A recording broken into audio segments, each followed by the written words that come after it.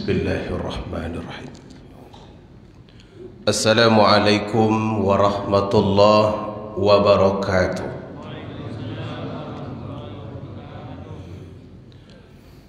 Alhamdulillahi hamdas syakirin, salatan wa salaman ala khairil mursalin, sayyidina wa maulana Muhammad wa ala alihi wa sahbihi ajma'in.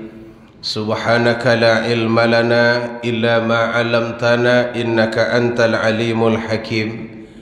Rabbi shrah li sadri wa yassir li amri wahlul 'uqdatam min lisani yafqahu qawli. Puji syukur kita sampaikan kepada Allah dengan mengucapkan alhamdulillahirabbil alamin. Pagi ini Allah kembali izinkan kita menunaikan salat subuh berjamaah. Mudah-mudahan sujud kita menambah lebih dekat diri kita kepada Allah Ta'ala. Wasjud waqtarib, sujudlah dan dekatkan dirimu, karena kata Nabi, sedekat-dekat seorang hamba kepada Allah itu adalah saat kita sujud kepadanya. Karena itu ada dianjurkan doa supaya kita baca pada waktu itu. Sebab kalau orang paling dekat biasanya paling enak meminta. Gunakanlah kedekatan itu untuk meminta apa yang perlu kita minta. Dan dari sekian banyak hajat kita, yang paling besar sebetulnya adalah hajat keampunan. Sebab itu diajarkan Nabi supaya minta di situ doa, ucapkan di situ doa minta ampun. Jangan doa yang lain. Doa yang lain itu nanti di luar salat saja. Ya Allah, sampaikanlah hajat hamba untuk beristri satu lagi. Itu di luar salat. Jangan di dalam salat. Kalau di dalam salat nanti begitu keluar dari masjid langsung menikah. Tapi mintalah keampunan. Karena keampunan itu merupakan kunci dari datangnya nikmat-nikmat Allah. Allah sebutkan dalam Al-Quran, wa in istaghfaru rabbakum yumatti'kum mata'an hasana. Kalau kalian mohon ampun kepada Tuhan kalian, maka akan diberikannya kepada kalian mata'an hasana. Mata' itu bahasa kitanya perhiasan. Sering kita dengar hadis Nabi yang menyebut bahwa orang rumah kita itu adalah perhiasan, istri perhiasan. Ad-dunya mata'un, dunia ini adalah perhiasan. Wa khairu mata'iha zaujatun salihah atau imra'atun salihah. Dan sebaik-baik perhiasannya adalah wanita yang salihah. Maka kalau kita rajin memohon ampun, meminta kepada Allah akan keampunan, insyaallah Allah akan berikan kepada kita perhiasan-perhiasan dunia. Hidup tenang, pendamping kita baik, ekonomi kita stabil, anak kita juga baik, gaji selain banyak juga cukup gitu. Setuju tidak begitu? Gaji itu kan yang penting banyak dan cukup. Saya kalau ditanya, Ustadz mau gaji kecil gaji banyak? Jawabannya ya pasti banyak. Enggak ada orang yang mau gajinya sedikit. Tapi yang penting daripada yang banyak itu adalah cukup. Kalau Allah beri banyak tapi tidak cukup, maka itu bukan satu nikmat. Kalau Allah berikan kecukupan tapi sangat sedikit, mungkin itu lebih baik daripada banyak namun tak cukup. Hadirin yang dimuliakan Allah Subhanahu wa ta'ala, pagi ini kita akan membahas tentang gaji tak cukup. Aneh memang judulnya. Karena sekarang ini banyak orang yang mengeluh, kok gaji saya kecil banget dalam bahasa Jakarta. Kita bahas sekarang gaji kenapa bisa tak cukup. Tapi kita mulai dari ayat surah Asy-Syura ayat 27. Silakan nanti dilihat di rumah, rujuk kembali supaya bisa kita jadikan pegangan. Karena Al-Quran itu walaupun memang Quran namanya, tapi bukan hanya untuk dibaca, Bapak Ibu. Al-Quran itu diturunkan oleh Allah agar kita melihatnya. Oh, ini yang terjadi. Panduan hidupnya sebenarnya begini. Karena itu diatur secara sistematis oleh Allah Ta'ala.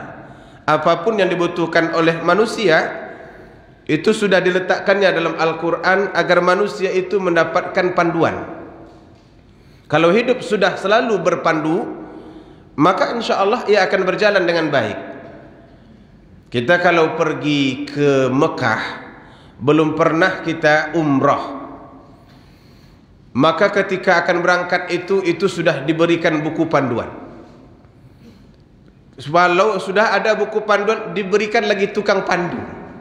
Di jalan itu dibekalkan dengan pemandu ibadah, pemandu perjalanan, dan lain sebagainya. Karena kalau tidak, kita tidak tahu apa yang harus dilakukan, di mana harus pasang ihram, apa yang boleh dipakai selain daripada pakaian ihram. Itu kan perlu panduan.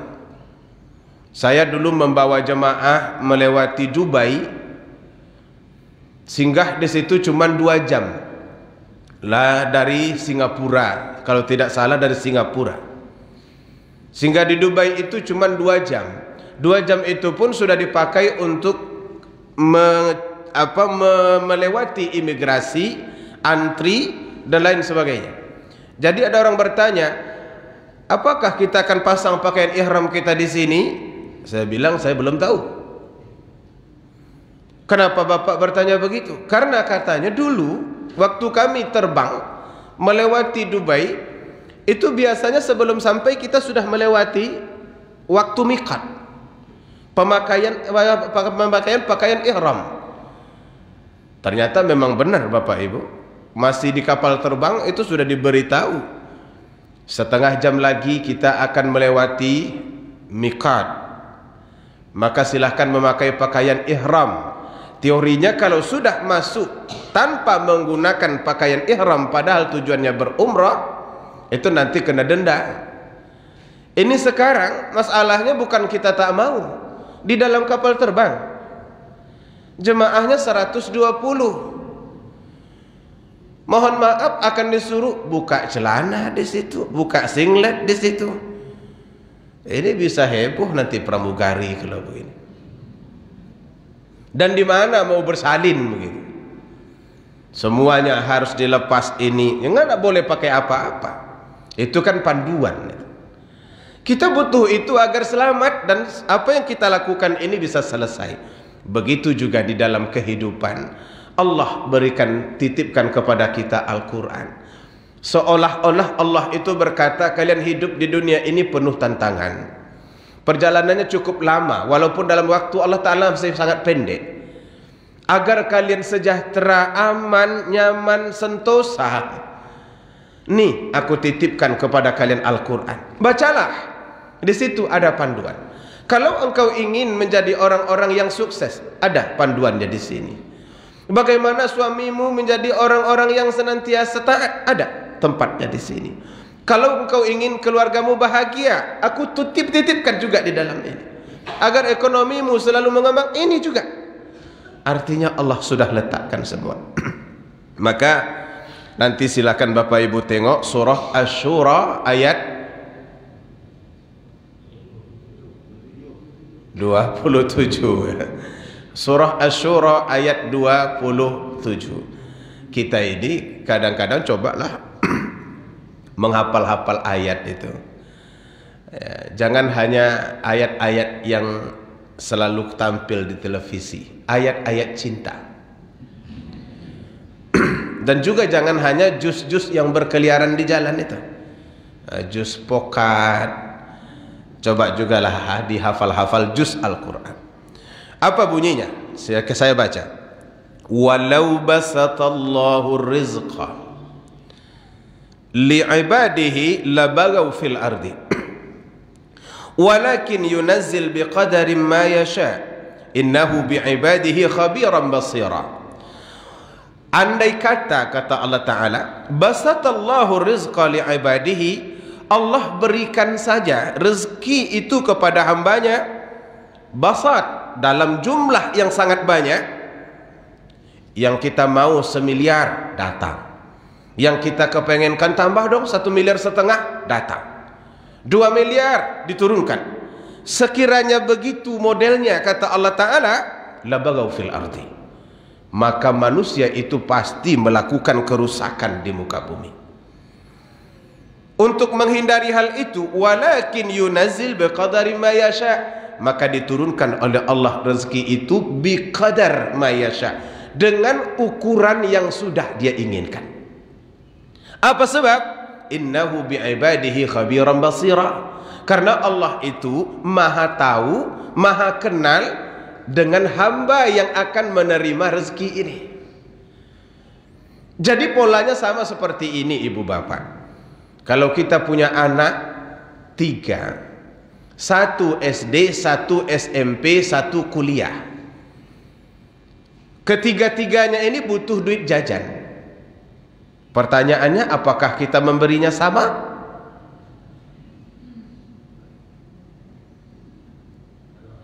Ya, ini bertanya ini Bapak Ibu. Ada anak kita SD, ada SMP, ada kuliah, 3 anak kita. Mereka semuanya sama-sama butuh duit jajan. Lalu apakah kita akan memberinya sama? Berapa untuk yang SD? Pelit kali kalau gitu. Berapa? 5.000. Dia sudah tahu bahwa yang biru itu angkanya 50.000. Kita punya, kenapa tidak diberi saja 50.000? Banyak kali. Dia mau masalahnya. Lalu kita yang menyebutnya banyak kali. Lalu kalau dia dibeli banyak kali, kenapa? Nah, kan sama kan dengan ayat tadi? Karena kita tahu bahwa dia tidak butuh sebanyak itu, walaupun dari kemauan dia juga kepengen seperti kakaknya. Angka 50 itu dia sudah ngerti. Dia juga mau 50, tapi kita tahu kebutuhannya bukan 50. Kita ukur untuknya yang sesuai. Kalau masih SD, ini untukmu 5.000 duit jajan, tambah 2.000 nanti setelah pulang. Jumlahnya, wah mantap, bisa menghitung 7.000 subuh-subuh Ahad ini. Tapi apakah itu cocok untuk anak SMP? Enggak lagi. Badannya sudah besar, kebutuhannya sudah banyak. Maka kalau kita memberi 15.000 minimal, kalau tidak 20.000 nanti. Ini 15.000. Apa sebab? Kadang kita tahu apa yang dibutuhkannya. Untuk anak SMP ini segini. Untuk anak kuliah nggak cocok 15.000. Apalagi dia bawa motor. Pertalite berapa sekilo 1 liter? Udah hampir 7.000. Kasih 15.000, tinggal 7.000 lagi. Belum lagi fotokopi ini, fotokopi sana, foto sini, foto sana. Sekarang ini kan serba foto semuanya. Akhirnya nggak cukup. Cocoknya berapa? 40.000. Nah, bagaimana kita bisa membuat ukuran kepada anak-anak? Ini 40, ini 15, ini 7. Apa sebab? Kita kenal dengan anak kita. Maka kalau kita buat zigzag, kita berikan saja berapa yang mereka mau. Untuk anak yang SD 100.000, untuk yang SMP 200.000, untuk yang yang kuliah 500.000 kita berikan satu hari. Apa yang akan terjadi? Maka dia nanti tidak akan belajar dengan baik, acak-acakan kuliahnya, sekolahnya, dia membelanjakannya kepada yang tidak benar. Itu yang akan terjadi kalau manusia itu diberikan nikmat terlalu banyak. Maka kata Allah, kami ukur nikmatnya agar dia berjalan stabil. Maka kalau gaji kita kecil, berarti dalam pandangan Allah kita belum butuh banyak. Carilah sebab supaya Allah menilai kita butuh banyak. Caranya, banyakkan anak. Lu kan iya Bapak Ibu, benar kan? Kalau sudah banyak anak kan kebutuhannya banyak. Tapi istri saya sudah di steril Ustadz. Nah kalau begitu tambah yang lain. Itu solusinya. Tak ada lagi caranya. Macam mana lagi? Nah hadirin yang dirahmati Allah, kalau Allah sudah ukur, karena Allah tahu berapa yang kita butuhkan, maka diberikan oleh Allah sesuai dengan kebutuhan itu. Pertanyaannya sekarang, kalau begitu kenapa sering terjadi rasa kurang di dalam hidup ini? Gaji sebetulnya kalau diukur dari jumlah banyak, tapi kok kurang? Apa Allahnya yang salah ukur, atau kitanya yang salah belanja? Mungkinkah Allah salah ukur? Oh, mungkin ukuran Ustaz Mas Riyadi dikasihkannya ke Pak Junaidi gitu. Atau bagian Pak Junaidi dikasihkannya ke saya. Akhirnya nggak seimbang. Pak Junaidi cuma punya 2 anak, saya punya 3 anak. Tentu kebutuhannya berbeda-beda. Salahkah Allah mengukur? Tentu tidak. Karena katanya innahu bi'ibadihi khabiran basira. Karena Allah itu maha khabir, maha basir. Selain dari tahu, dia juga selalu melihat. Oh, begini kondisinya sekarang. Jadi kalau begitu, apa yang membuat rezeki itu tak cukup? Ada 2 kemungkinan. Pertama, memang cash flow-nya tak seimbang. Besar pasak daripada tiang. Masuknya sedikit, kredit bukan main banyak. Mulai dari lipstick kredit, Tupperware kredit, Shopee Martin kredit, semuanya kredit. Kalau begitu hidupnya ini dia jadi hidup kredit namanya. Coba angkat tangan yang tidak ada kreditan. Nah kan kredit semua. Akhirnya kalau ternyata lebih banyak keluarnya berbanding masuknya, maka kesulitan akan ada di situ. Sebab itu di dalam agama ini juga diajarkan kepada kita, berbelanja silahkan, tapi jangan berlebih-lebih. Berbelanja silahkan, tapi ikut keperluan, jangan mengikuti hawa nafsu. Jadi sabar itu ibu bapak bukan hanya saat tidak ada. Sabar itu juga saat ada, begitu. Ini kita sudah punya ini. Sebetulnya ketika Allah beri, kita juga harus sabar. Apa perlunya membeli yang lain? Membeli satu lagi kalau yang lama masih ada. Itu sebetulnya diatur dalam agama, bukan hanya soal ekonomi konvensional. Nah, kadang-kadang yang menyebabkan hidup itu menjadi berat, ekonomi kita menjadi seret, rezeki menjadi berat, itu karena memang tak seimbang antara cash dan flow. Lebih besar pasak daripada tiang. Kadang-kadang gaji belum keluar, itu rencana kredit sudah mulai dibuat. Saya melihat orang-orang yang bergerak di bidang perkebunan, terutama sawit. Ketika naik harga sawit itu mereka bahagia. Sampai beberapa waktu yang lalu ada iklan atau berita di Google itu, apa katanya, para pengusaha sawit yang punya sawit ini beli Pajero Sport Cash. Mereka ramai-ramai menukar mobilnya. Kenapa begitu? Sedang tinggi. Dan ada juga yang membelinya secara kredit. Kenapa? Sedang tinggi. Tapi jangan lupa, tinggi itu nanti ada masanya dia turun lagi. Ada masanya dia rendah lagi. Ini harus dibayangkan, karena perputaran roda kehidupan itu pasti terjadi. Orang tak akan selamanya dia bahagia, tidak akan selamanya banyak. Ada masanya nanti dia akan turun. Maka begitu naik, rame-rame buat kredit. Tapi 6 bulan kemudian setelah kredit jalan, harganya turun. Pernah turun itu sampai Rp430. Sementara kredit di Bank Mandiri ada, di Bank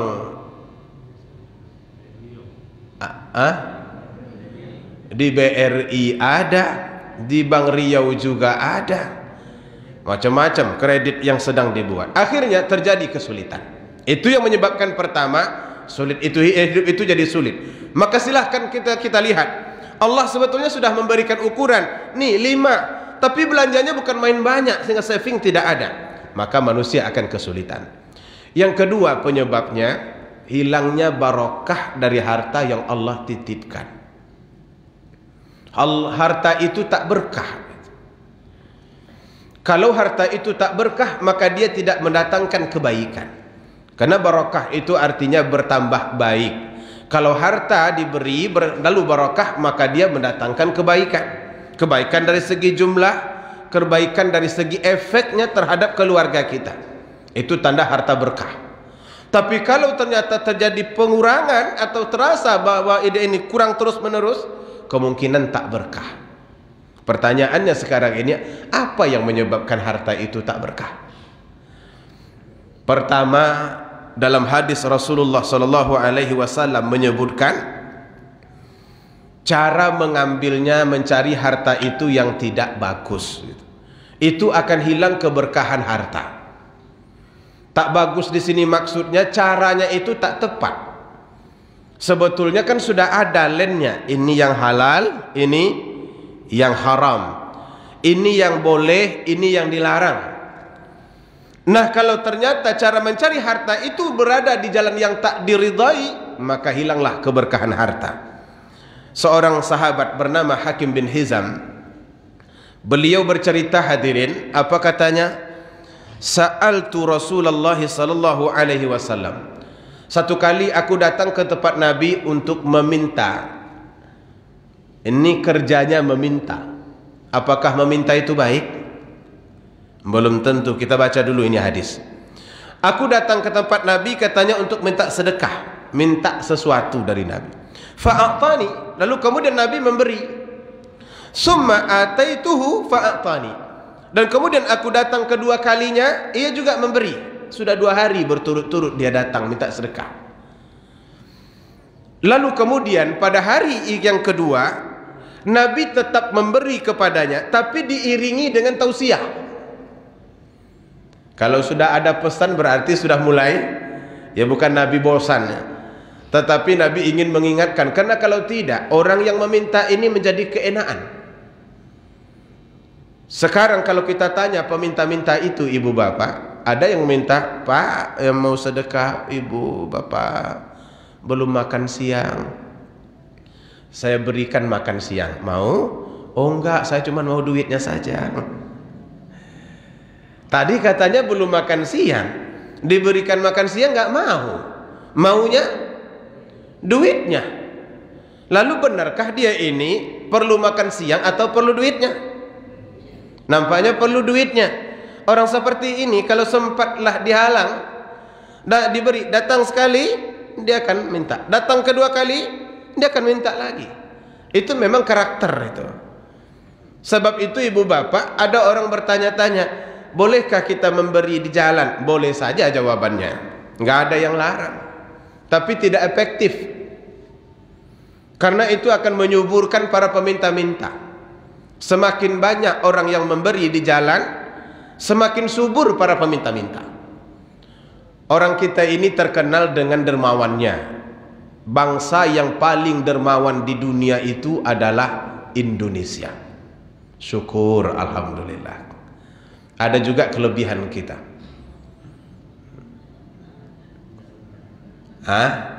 Cuman angkanya jangan ditanya, angka dermawannya 2000. Tapi paling dermawan di dunia kita, itu sudah diakui. Karena paling dermawan di dunia, paling enak menjadi tempat minta-minta. Makanya karena itulah orang-orang yang begitu banyak meminta-minta itu semakin lama semakin subur. Karena kita selalu memberi. Nah hadirin, ada seorang sahabat yang juga datang 2 kali kepada Nabi. Dia meminta, tapi begitu pada hari kedua diberi oleh Nabi. Apa kata Rasulullah? Inna hadzal mal hulwatun wa hadiratun. Ini harta benda manis dan hijau. Faman akhadhahu bi taibin nafsi. Siapa yang mengambilnya dengan menjaga wibawa dirinya, tidak dengan menghinakannya, burika lahu fihi, maka Allah akan berikan keberkahan kepadanya pada harta itu.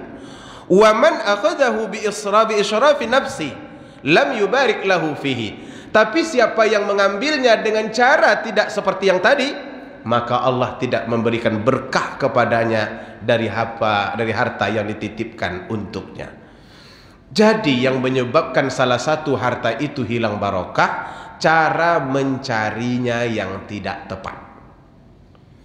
Kalau cara mencari harta itu tak tepat, sebanyak apapun nanti ia akan terasa kurang. Semakin banyak semakin terasa kurang, semakin banyak semakin terasa kurang. Bahkan Nabi pernah menyebutkan, ini modelnya, kata Rasulullah, kalau sudah terjadi kehilangan berkah pada harta, tak obahnya seperti yakul wala yashba, orang yang makan tapi tidak pernah kenyang. Makan terus menerus tapi tak kenyang-kenyang, kok terasa ingin terus menerus. Itu yang akan terjadi karena cara mengambilnya yang tidak tepat. Cara mengambil yang tak tepat ini bermaksud, pertama, jalan mencarinya itu, benda pekerjaan mencarinya itu haram. Itu tidak akan diberkahi walaupun datangnya banyak. Mohon maaf ibu bapak, kira-kira dunia artis itu halal apa tidak?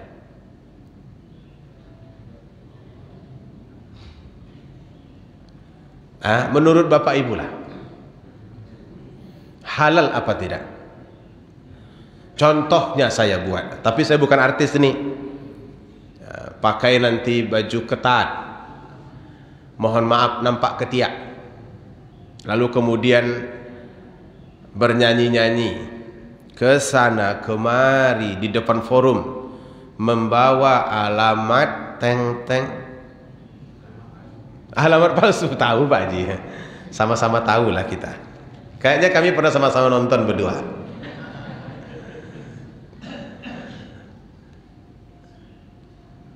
Tetapi mereka bilang tidak tahu teng-teng. Orang bukan hanya melihat suaranya, tapi melihat goyangannya, melihat pakaiannya, ketawa ketiwi situ bambu macam-macam. Kira-kira hasilnya halal apa tidak? Haram. Baiklah, yang mengatakan haram itu tuan-tuan, bukan saya. Jadi kalau ceramah ini kan direkam ini. Ini masuk YouTube masalahnya ini. Kalau nanti ada yang mengkritik, Ustadz bilang haram, bukan saya yang bilang, jemaah Masjid Muhajirin. Kalau mau komplain, komplainlah ke sana. Saya tidak bilang begitu. Cuman kalau kita lihat sepertinya memang iya. Makanya kalimatnya sepertinya, agar tidak terlalu kuat saya mengatakan. Dalilnya dari mana? Hilangnya keberkahan. Ayu Ting Ting itu sekali konser 1 miliar. Awak 1 miliar itu 16 tahun nggak sampai itu. Dikumpul-kumpulkan nggak dapat juga. Dia 1 kali konser 1 miliar. Tetapi air matanya menetes terus menerus setiap hari, tudingan itu, tudingan ini, nggak ada. Kehidupan yang nyaman itu baginya nggak ada. Allah hilangkan dari kehidupannya. Setiap hari menangis. Berarti Ustaz ikuti beritanya setiap hari. Kayaknya iya. Karena kalau nampak berita dia, berita yang buruk-buruk semuanya yang terjadi. Yang beginilah, yang tuduhan beginilah, pokoknya macam-macam. Jadi uang banyak yang seharusnya membuat kita nyaman, akhirnya hilang nikmatnya karena mungkin cara mencarinya itu yang tidak efektif, yang tidak tepat. Bukan berarti nyanyi itu buruk semua, tidak. Ada juga dunia artis ini yang bagus. Ya tergantung cara persembahan dan apa nyanyiannya. Kalau cara persembahannya baik-baik saja, halal insya Allah. Kalau memang halal. Nah apalagi kalau nyanyiannya bagus, mendidik, tidak mengajak orang untuk melakukan perkara-perkara tercela. Apa contohnya tuh? Bila Israel datang memanggil, jasad terbujur di pembaringan, kan itu bagus itu. Tapi setelah ditengok YouTube-nya 16 bulan baru 5 orang like, subscribe-nya tidak ada. Karena orang tak suka diingatkan dengan mati itu, pantang ya kan dengan mati. Nah ibu bapak, di luar dari itu sebetulnya juga banyak. Kemudian yang kedua penyebabnya, modelnya itu, bendanya halal sebetulnya, cuman caranya yang tidak baik. Berdagang halal, tapi di dalam berdagang itu juga ternyata banyak cara yang tak baik. Itu yang menghilangkan keberkahan harta benda itu. Menipu, menyembunyikan cacat celah barang, itu termasuk di antara yang menyebabkan hilangnya barokah. Walaupun dapat, tapi hilang berkah. Waktu saya berada di Malaysia, kepengen dengan gulai jengkol. Jadi saya bilang dengan istri, coba sekali-sekali kita buat gulai jengkol jering, bahasa Malaysia. Bahasa Jerman Baratnya joyong. Jering. Jadi pergilah ke pasar malam tak jauh dari rumah. Ayolah kalau begitu kita cari jering. Nampaklah orang jual satu cuma tempat jual jering itu. Dan seingat saya, kalau untuk gulai itu kan harus tua, ya ibu-ibu ya. Maka yang tua-tua itu gulai saja. Maksudnya jering. Kita jangan terlalu sensitif, betul. Kata ibu saya dulu harus tua, karena kalau muda nanti direbus di toko pecah. Maka harus tua, carilah. Tanda tuanya apa? Kulitnya itu sudah memerah begitu. Enggak lagi kuning tapi merah. Sampai di pasar itu, merah semuanya. Cuman karena kita masih ragu apakah ini benar tua atau tidak, pura-pura belanja dulu di sebelah. Terdengarlah dia ngomong, seperti bahasa Ocu. Jadi saya tanya, kakak orang mana? Orang Indonesia. Kampung di mana? Enggak boleh disebut karena ada penipuan ini nanti di ujung ini.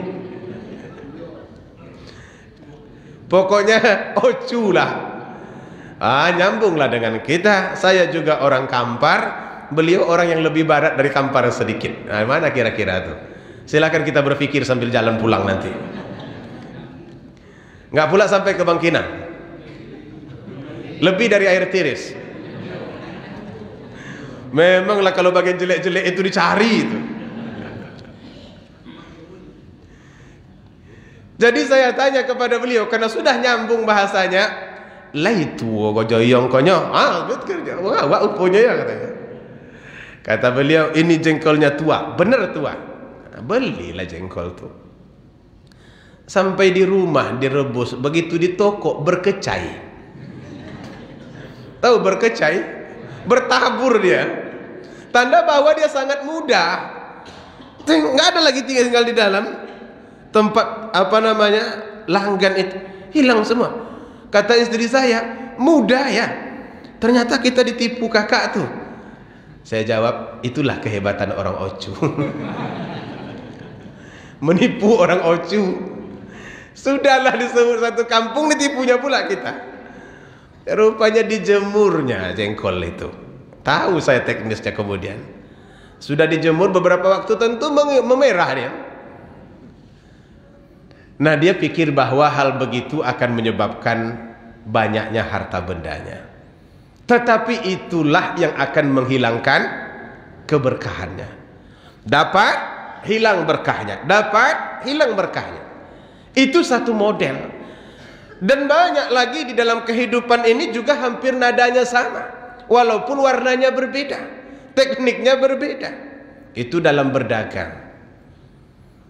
Kalau dalam mengajar seperti itu juga. Yang jadi guru, banyak yang begitu. Masuk lambat, keluar cepat. Untung pakai cek lock sekarang. Atau pakai guru piket. Masuk lambat, keluar cepat. Bayarannya sama.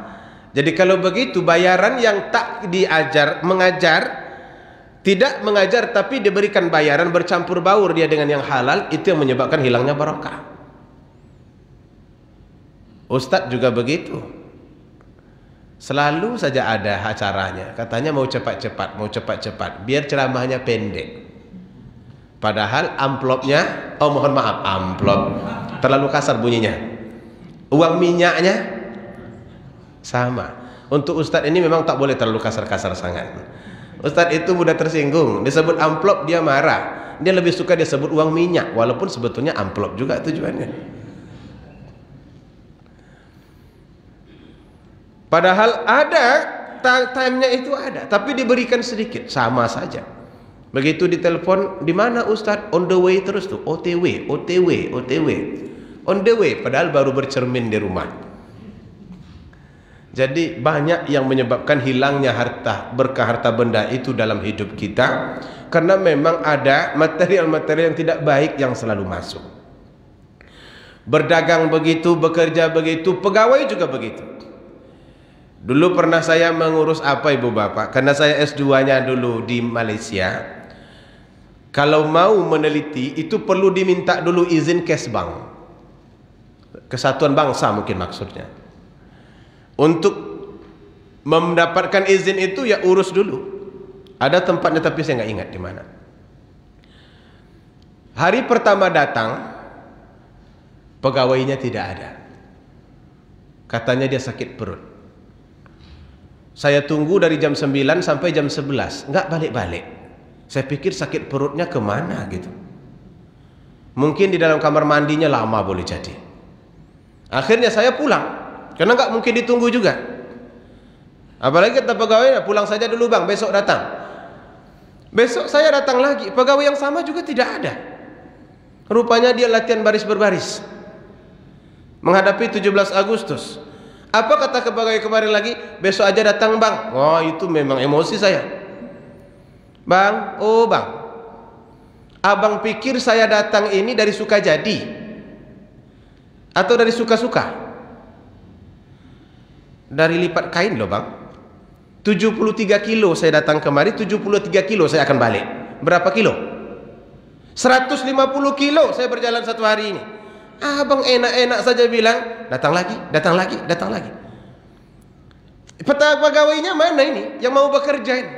Yang saya minta itu cuma beberapa kata, cek, selesai.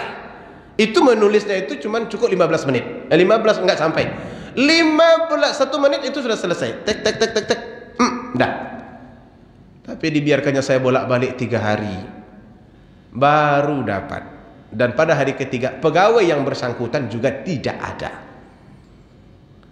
Kalau begitu harusnya dia harus berhenti menjadi pegawai. Jangan jadi pegawai lagi. Kalau rasa-rasanya kita tidak akan disiplin, jangan mengambil kesempatan di situ.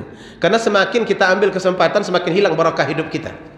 Kan banyak orang berpikir, nggak kerja gajinya jalan juga. Oh, jangan lupa, kalau nggak kerja gajinya jalan juga, bocornya akan Allah perbanyak.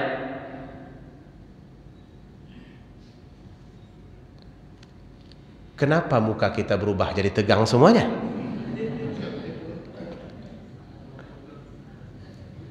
Mohon maaf kalau kalimat saya itu menyinggung perasaan kita. Anda tersinggung.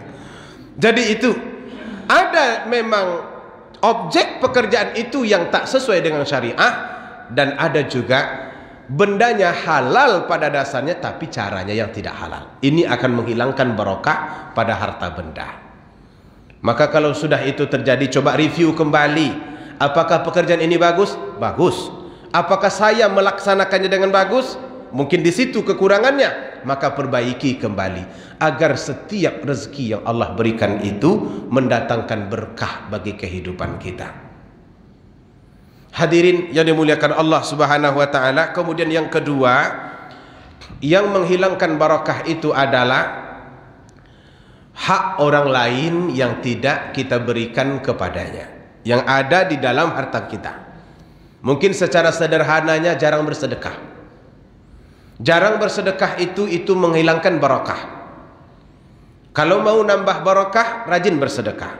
La in syakartum la azidannakum. Kalau kamu bersyukur, maka aku tambah. Salah satu bentuk syukur dalam harta itu rajin bersedekah. Enggak mesti banyak, yang penting ada. Orang-orang di luar Islam itu sudah mulai memahami makna ini. Mereka juga bersedekah, Bapak Ibu. Ada seorang dosen dulu, dia dari Amerika, orang Batak, non muslim.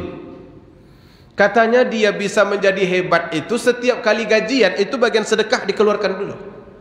Ada bagian sedekahnya, dapat umpamanya 5 juta, bagian sedekahnya ada, dikeluarkannya dulu. Bukan sisa-sisa yang setelah dibelanjakan, tetapi dikeluarkannya dulu sedekahnya. Ini untuk sedekah, ini yang dibawa pulang. Biasanya kan nggak begitu untuk yang lain-lain yang ramai, tapi bukan di masjid ini. Masjid ini nggak begitu, lebih kurang sama dengan bapak tadi ini. Kalau yang lain-lain kan sisanya yang kita beri, sisa belanja pasar. Sudah keluar dari pasar itu, ditenteng, ada orang minta sedekah jalan pulang. Dicari-cari, lama pula mencarinya. Manalah, teringat kembalian 500 perak, ada 2 tadi yang dikembalikan tukang ikan. Itulah yang diberikan. Seperti apa semangat kita memberi, ternyata itu berkaitan dengan barokah yang kita terima. Karena itu orang-orang yang selalu rajin memberi, hidupnya berkah, hartanya berkah, anaknya berkah, suaminya berkah, istrinya berkah, dan bahkan usahanya berkah, karena dia memberi.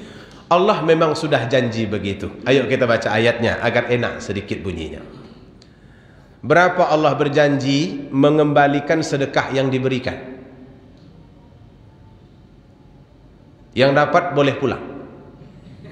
Bawa minum asil ini. Biarlah saya minum yang di sini saja.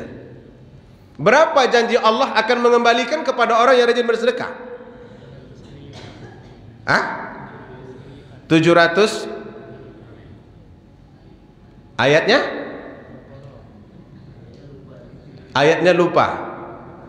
Kita ini banyak lupanya saya rasa. Makanya nanti perlu nampaknya kita kurangi makan nasi. Karena nasi itu lupa artinya. Cobalah tengok bahasa Arab. Nasi pasti lupa artinya. Maka orang banyak makan nasi, banyak lupanya. Lalu agar banyak ingatnya makan apa? Kolak. Gula apa? Mathalul ladzina yunfiquna amwalahum fi sabilillah kamathali habbatin ambatat sab'a sanabil fi kulli sumbulatin mi'atu habbah. Itu surah Al-Baqarah kalau tidak salah. Saya pun tidak ingat, karena kita ini banyak makan nasi. Perumpamaan orang yang bersedekah di jalan Allah sama seperti orang yang menanam sebiji benih, tumbuh 7 tangkai, dan di setiap tangkai itu tumbuh 100 biji. Artinya 1 biji yang ditanam tumbuh mengeluarkan buah 700. Begitulah pahala memberi itu. Maka karena itu orang yang rajin memberi tumbuhnya banyak, hartanya jadi banyak, barokahnya banyak. Dan kalau ternyata yang terjadi sebaliknya, coba lihat kembali apakah memang jarang memberi selama ini.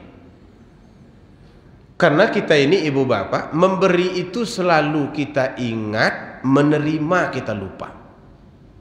Jadi masih bisa diingat.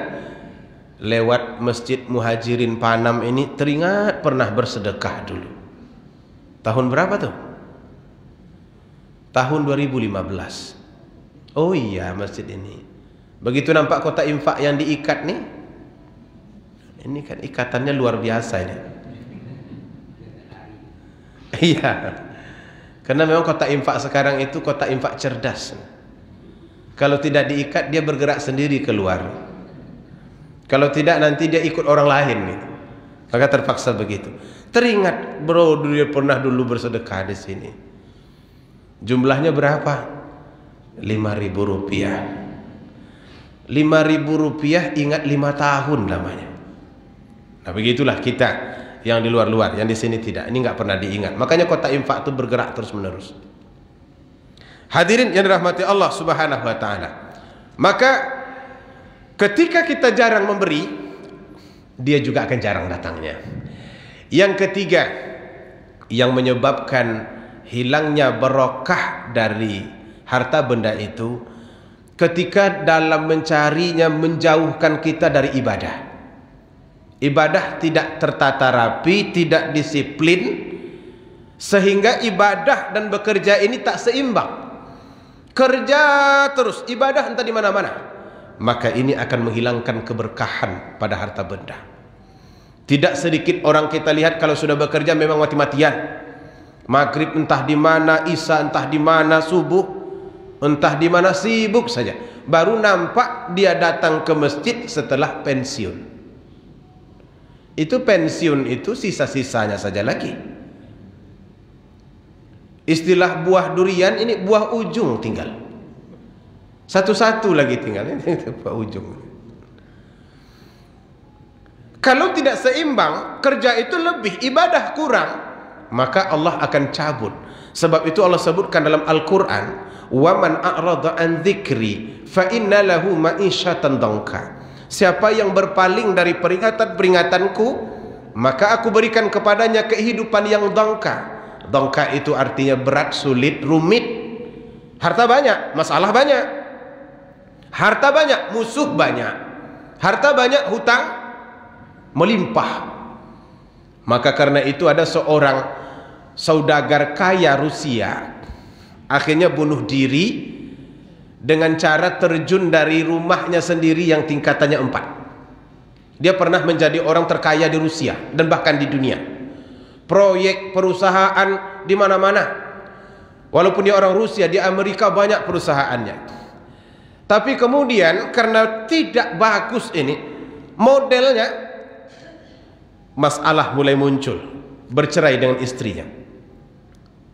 Istrinya menuntut dia membayar 480 juta pound sterling sebagai harta gono gini. Hutang sangat banyak. Akhirnya apa yang terjadi? Dia bunuh diri dengan cara terjun dari tingkat 4 rumahnya sendiri. Rumahnya itu sudah dibuatnya bagus-bagus karena orang kaya lah namanya. Terkaya di dunia lagi waktu itu. Dibangunnya pagarnya bagus-bagus, runcing karena takut perampok masuk. Tapi begitu dia sudah mulai putus asa, nampak oleh dia cara mengakhiri hidup itu menjatuhkan diri di atas pagar runcing itu. Akhirnya dia memang melakukannya. Terjun dia dari tingkat 4, nancap di pagar yang sudah dibangunnya sendiri. Begitu kehilangan kontrol kehidupan, hidup menjadi berat, hidup menjadi rumit ketika semakin jauh dari ibadah. Maka kadang-kadang orang lupa yang menyebabkan sulit ini apa sih sebetulnya? Ibadah mungkin yang tak seimbang. Maka bersyukur kita kepada Allah sebelum bekerja hari ini kita masih sempat sholat, masih bisa beribadah. Walaupun hari ini adalah hari Ahad, ya. Hari libur ternyata bukan hari kerja. Tapi kan ada juga orang yang langsung bekerja. Begitu bangun tidur sudah mulai bekerja. Apa kerjanya? Goes. Yang lain? Nyiram bunga. Atu-atu nyiram bunga. Akhirnya bunga hidup dia mati. Nggak seimbang. Sibuk membuat sesuatu yang tidak akan memberikan efek apa-apa kepadanya. Ini akan menghilangkan keberkahan hidup. Saya mendoakan mudah-mudahan hidup kita dipenuhi oleh keberkahan. Jika Allah menitipkan harta benda kepada kita, mudah-mudahan harta itu juga harta yang berkah. Kita tutup pengajian ini dengan membacakan Alhamdulillah dan doa kafaratul majlis. Subhanakallahumma wa bihamdika asyhadu an la ilaha illa anta astaghfiruka wa atubu ilaik. Wassalamualaikum warahmatullahi wabarakatuh.